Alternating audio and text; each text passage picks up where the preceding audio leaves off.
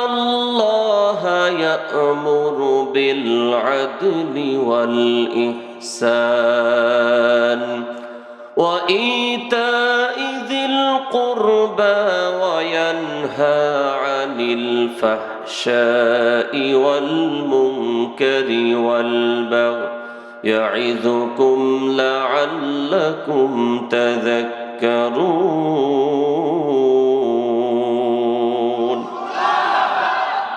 কোরআন আল কারীমের 16 নম্বর সূরা। কত নম্বর সূরা? মোটামুটি এভিডেন্স দিয়ে, রেফারেন্স দিয়ে কথা বলা লাগবে। কারণ হলো, যেখানেই যাই গ্রামগঞ্জ হইলেও কোরআনের দুশ্মন আছে না নেই? আজকে তো সরাসরি বেঈমানের চাইতে মুনাফিক বেশি। মুনাফিক মুখে দাঁড়িয়ে আছে, মাথায় টুপি আছে, মিয়া হজ করছে, কিন্তু টাটকা মুনাফিক আছে না নেই? চাপাইবাসী বাংলাদেশে যত হাজি আছে, সব হাজিরা যদি আসলেই যে স্লোগান ওখানে গিয়ে দিছে, লাব্বাইক আল্লাহুম্মা লাব্বাইক লা শারীকা লাকা লাব্বাইক, যদি এটা বুঝতো আর ব্যক্তিগত আমল করত, এই হাজিদের দিয়া বাংলার জমিনে অনেক আগেই কোরআনের রাজ কায়েম হইতো। কিন্তু মুনাফিকে ভরা, অসংখ্য হাজি মুনাফিক। তারপরেও আবার এদের আকীদা কি? এক একটা মনে করে, আরে আমি এত টাকা দিয়ে হজ করছি, আমি তো জান্নাতে গিয়ে বসে আছি, তাই না? আমি এ জাতীয় হাজি যারা আছে, আমি কই, তুমি যদি জান্নাতে যাও, তোমার আগে আবু জেহেল যাবে। কে যাবে? এখন প্রশ্ন করবেন কেমনে? কারণ এই জাতীয় হাজি যারা, এদের যে ইহরামের টাকা 2 নাম্বারের টাকা হইতে পারে। আবু জেহেল যখন কাবার তাওয়াফ করছে, এই তাওয়াফ করার সময় ও কোনো কাপড়ই রাখে নাই, একেবারে সফাং সফা। ওর ধারণা ছিল এই কাপড়ের টাকাটা ভেজাল হইতে পারে, এই জন্য কোনো কাপড় রাখবো না, আল্লাহর ঘরে তাওয়াফ করবো একবারে উলঙ্গ হইয়া। তাহলে এই হাজির চেয়ে ওই হাজির দাম বেশি না?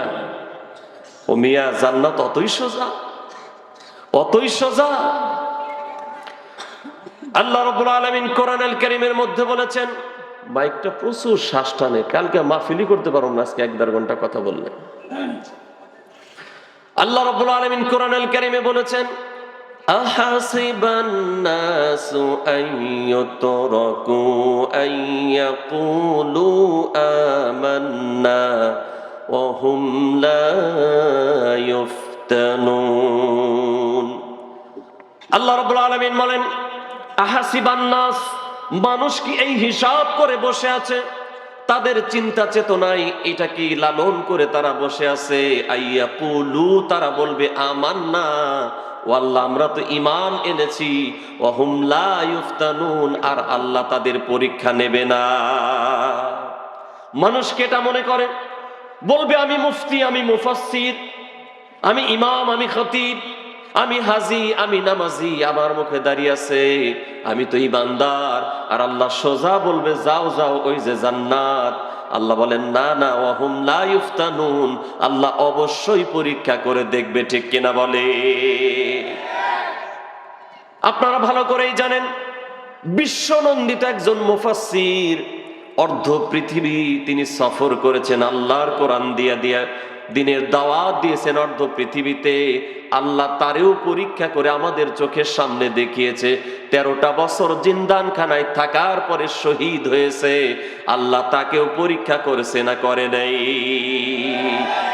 কারণ লক্ষ লক্ষ মানুষের সামনে দোয়া করতে, আল্লাহ শাহাদাতের মৃত্যু আমি চাই, ও আল্লাহ যে মৃত্যু মৃত্যু নয়, এদিকে মৃত্যু পারে জান্নাত, সেই মৃত্যু আমারে নসিব করো।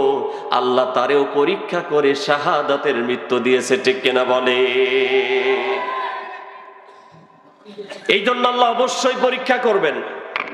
পরীক্ষা দিতে রাজি আছেন? রাজি আছেন? ওই যে দেখছেন, এখন কইছি আর আওয়াজ নেই। গিরগিটি গিরগিটি বাংলাদেশ বইরা গেছে রে ভাই। গিরগিটি চেনেন আপনারা? টিকটিকির চাইতে একটু বড়, ওই খালি রং বদলায়, রং বদলায়। দেখবেন বিভিন্ন গাছে, বিভিন্ন, বিশেষ করে লাউ গাছ সহ বিভিন্ন গাছের মধ্যে ও বেশি থাকে।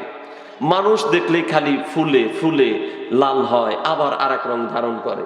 এখন মুসলমানদের ভিতরে ওইরকম গিরগিটি ঢুকে গেছে, মাহফিলে আসে স্লোগান দেয়, হাত তোলে, প্রয়োজনে পাও তুলবে, মসজিদের ভিতর স্লোগান দেবে, হাত তুলবে, পা তুলবে। বাহিরে গিয়া যদি কয় আসো, সারা দেশ মূর্তি দিয়ে ভরে যাচ্ছে, আলেম ওলামা সব জেলখানে, আসো একটা মিছিল দেই রাজপথে, কয় আমার তো বাসায় স্কুলে দেওয়া লাগবে বাচ্চারে। কি আছে না নাই? এটার নাম হলো গিরগিটি। এটার নাম কি জোরে বলেন? গিরগিটি। এদের দিয়ে কিয়ামত পর্যন্ত দিনের কোনো ফায়দা হবে না, কোনো ফায়দা হবে না।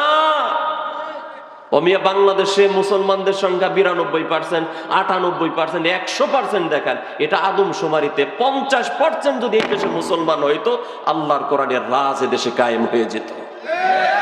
এর মানে আদমশুমারিতে আছে, বাকি খালি মুনাফিক মুনাফিক মুনাফিক।